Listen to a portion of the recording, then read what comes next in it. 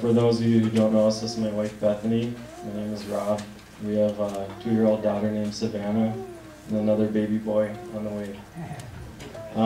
We just wanted to share our testimony with everyone tonight because we wanted to show what God has done through our lives, because looking back, it was just a dark and scary place where me and Bethany were not too long ago, and God has really delivered us and changed us. So we're going to start by giving a little bit of our background, and then we'll finish with our testimony. Bethany's going to start and then I'll finish. Okay, so I was raised in a Christian home with loving parents. My dad was a pastor of 20 years, and so I was raised in the church. I also went to a Christian school, and all my friends were Christians as well. I would say I had a good relationship with Christ. I read my Bible and prayed while also learning more about God every day in school. When I look back at my childhood, I never really felt as though I chose God for myself. Yes, I would go to camp and church and feel convicted, ask for forgiveness, and ask for God to come in my heart, but I just felt like Christianity was such a natural thing in my life. I would say my relationship was genuine. What I can't say is if I would have had that same relationship if it weren't for the way my parents raised me. I was a pretty well-behaved kid. I had my moments, but overall I was a normal girl who loved to hang out with her friends and have fun. Somewhere that changed. I try to pinpoint when that all happened, and I would have to say it was when I became interested in guys. I wasn't allowed to date, not even with groups of guys and girls, to a movie. If there was a boy at an event, there had to be adult supervision. Because of this, I chose to lie to my parents about what I was doing and where I was going. I would get caught once in a while, and my parents would put stricter rules on me, but I didn't care because I found ways around that, and I had met a boy I really liked. He gave me the attention I liked, that attention that every teenage girl wants to be told how beautiful and funny she is by someone other than her friends and family. We started dating without my parents knowing, and before I knew it, I was starting to really like him. I still had the mindset of dating for marriage and to have a family because that is how I was raised, and it was what I truly wanted. I won't go into too much detail about the relationship with him, but let's just say I was a teenage girl who was young and dumb, and I naively thought it would all work out with us. It didn't. He used me and broke my heart. My parents didn't understand how hurt I was, and I put up a wall. I was mad at them. I was mad at God. I just didn't care about anything anymore. I decided to give up. I started hanging out with people who were bad influences, and they led me to people who were really bad influences. I did everything I could to get drunk and to party.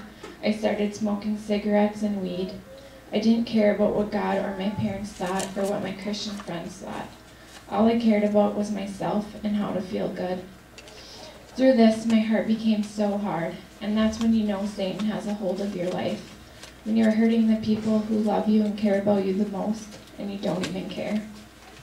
At this point, I was trying everything to hurt my parents, to get back at them, and to get them to kick me out, because all I wanted was to be on my own. I was 16, and finally my parents were at the end of dealing with me, because nothing they said or did could stop me. I was doing whatever I wanted, whenever I wanted, no matter what. I left home and moved in with a friend. I was living a very sinful life at this point, doing whatever made me feel good. I was very selfish and didn't care about anything but myself. I ended up meeting my husband Rob through work, and we ended up hanging out because we had mutual friends. Now Rob's going to give you a little background about his life. Okay, so me and Bethany have a little bit of similarities in that we both knew God from a young age, but we were a lot different in the structure of our family. Bethany had a Christian family, and I didn't really. I had my dad, he brought me to church. I got to know God at a young age because my dad would always bring me to church, so that's where it all started, at a really young age. And I got to know Jesus, and every day at church I would just listen to the sermon, and I'd learn a little bit here and there. And I ended up getting on fire for the Lord through going through camps, and I'd go to school every day and I'd try to tell people about Jesus, but I went to a public school and there wasn't very many people there that really cared about that. They wanted to sway me the other way. And I'd always ask them, why don't you listen to Christian music? And they'd say, well, why don't you listen to our music?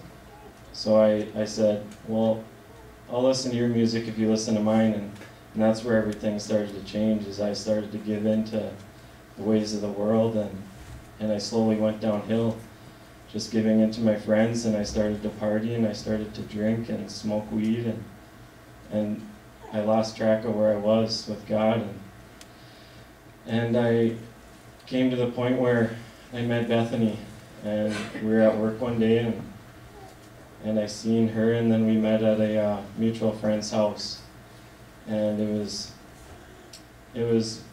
we knew we were meant to be together, because when we were hanging out one day, we were talking, and we knew each other's background, and we both said that Jesus was in our heart, and that we wanted to turn our lives around for him.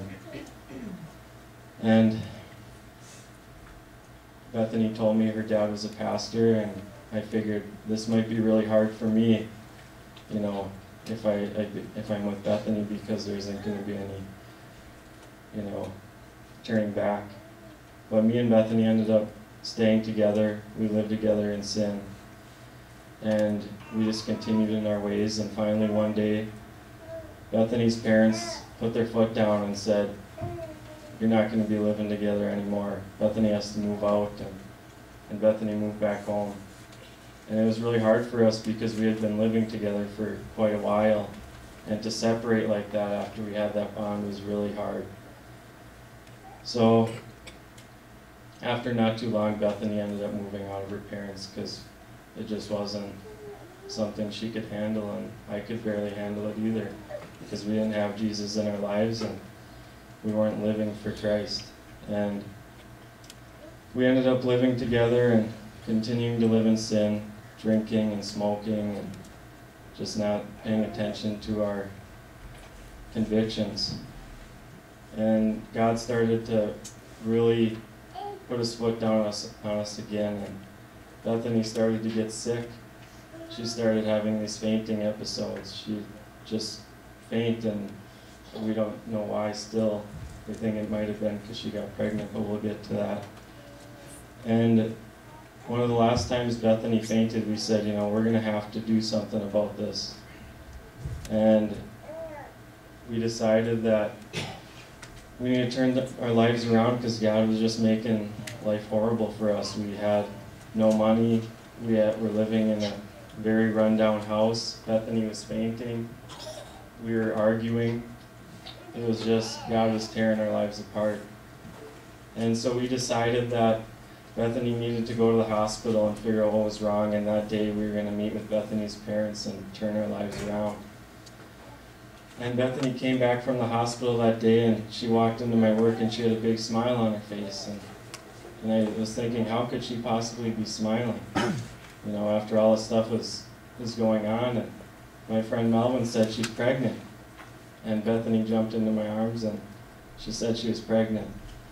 And that was the same day we had decided to turn our lives around for God, and God gave us the baby. And even though it was through sin, God used it for good, that we would stay together. And we met with Bethany's parents later that day, and that was tough, as you can imagine, to tell them that Bethany was pregnant, and to meet with them for the first time after living in sin for so long. But surprisingly, they were really supportive, and they told us that we should get married if that's what we want, and to take counseling, and, you know, find our own church. And Bethany's dad suggested the Water's Edge. And at the time, I was so rebellious that I would have picked any church but the Water's Edge at that point. But I gave in, and I decided to come to Water's Edge, and we just fell in love with this church.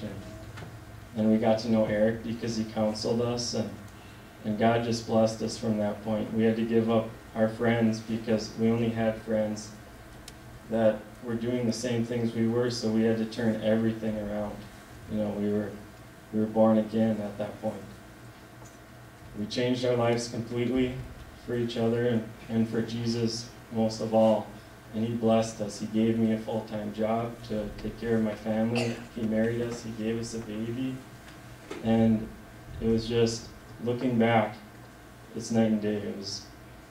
It was a dark, scary place, and when me and Bethany were preparing for this, the devil was after us. All these bad emotions from our old memories were really tough on us. So, but we knew that hopefully God could use our testimony to help some of you, and I pray that He did. So, thank you.